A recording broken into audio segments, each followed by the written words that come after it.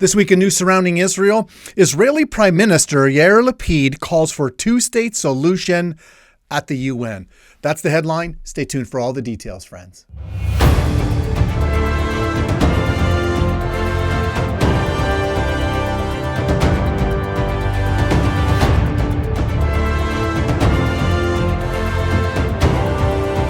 Well, shalom, everyone. Welcome once again to this week's newscast. I'm Robert Gottselig, your host. And on September 22nd, Israeli Prime Minister Yair Lapid addressed the 77th session at the United Nations General Assembly, calling for a two-state solution to the Israeli-Palestinian conflict. Friends, if you haven't seen that address yet, have a look at it right here. Israel's economic and military strength allows us to protect ourselves, but it also allows us something else. To strive for peace with the entire Arab world and with our closest neighbors, the Palestinians. An agreement with the Palestinians based on the two states for two people is the right thing for Israel's security, for Israel's economy, and for the future of our children. Peace is not a compromise. It is the most courageous decision we can make. Peace is not weakness. It embodies within it the entire might of human spirit. War is a surrender to all that is bad within us. Peace is the victory of all that is good. Despite all the obstacles, still today, a large majority of Israelis support the vision of the two-state solution. I am one of them. We have only one condition: that the future Palestinian state will be a peaceful one, that it will not become another terror base from which to threaten the well-being and the very existence of Israel, that we will have the ability to protect the security of all the citizens of Israel at all times. If someone believes that demand is too much, then look at the neighborhood in which we live. Well, I'm sure, friends, Prime Minister Lapid wants the best for Israel, but is this the best for Israel? I mean, how can you make a peace with a people, the Palestinians, who will not recognize your right to exist, who teach their children to hate Israel, whose maps completely erase Israel from the world? Remember their mantra: from the river to the sea, Palestine will be free. That's from the Euphrates to the Mediterranean Sea. And where do you fit Israel in there? Well, you don't. You don't. And the world is pressuring Israel to do so regardless of that fact. The US, Canada, the EU, and the UN all applauded the Prime Minister's remarks last week. And they think that this will be the answer that is going to bring peace to the region. Well, friends, I can assure you it won't, especially as the Palestinians continue to teach and embrace their hatred for Israel. You know, a couple of years ago on this program, I shared the truth about where the name Palestine came from. And I addressed this idea of a two-state solution. Friends, if you haven't seen that, I've taken a portion of that and made it available for you to see right now. Have a look. Of course, we have to realize, friends, that when the Palestinians talk peace, that means without Israel. That means no Israel. And in their minds, the Jewish people have no right whatsoever to any of the land.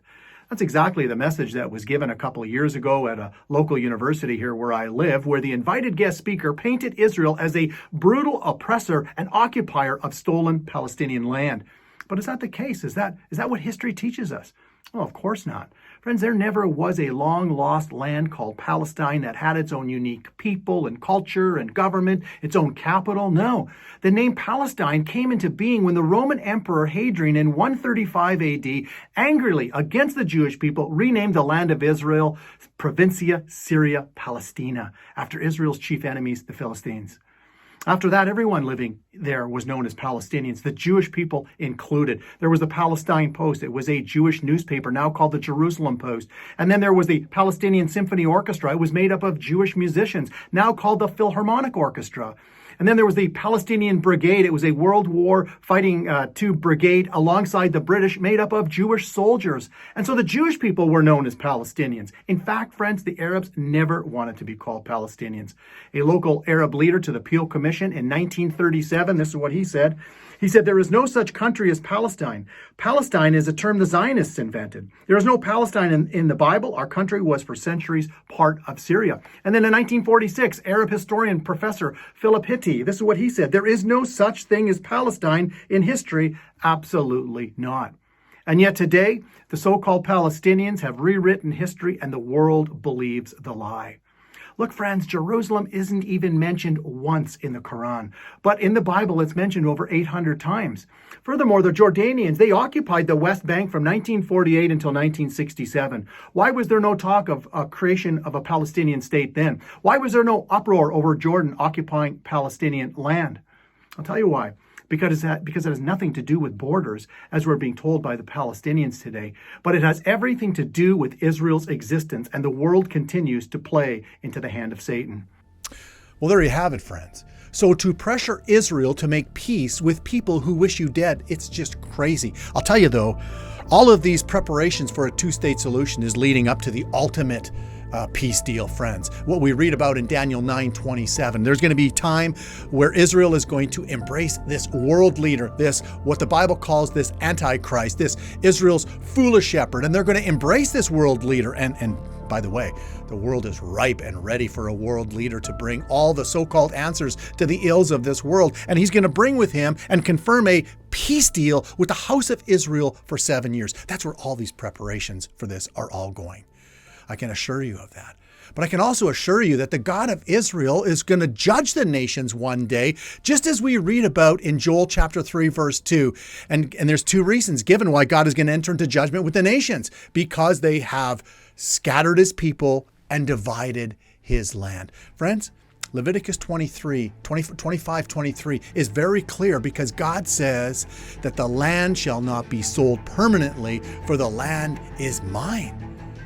The land is mine, God says. It's not up for sale. And if there should be any more confusion to Israel's leaders or to the world's leaders as to who this land rightfully belongs to and that it's not up for sale, let me read to you Psalm 105, verses 8 to 11. This is what we read. God says, he remembers his covenant forever, the word which he commanded for 1,000 generations, the covenant which he made with Abraham and his oath to Isaac, and confirmed it to Jacob for a statute, to Israel as an everlasting covenant, saying, to you will I give the land of Canaan as the lot of your inheritance. Friends, the simple truth is that God gave the land to the Jewish people, period. Period. And with that, and until next time, thank you for joining us on another episode of In News Surrounding Israel. Have a great morning, afternoon, or evening, wherever you may be, friends. God bless.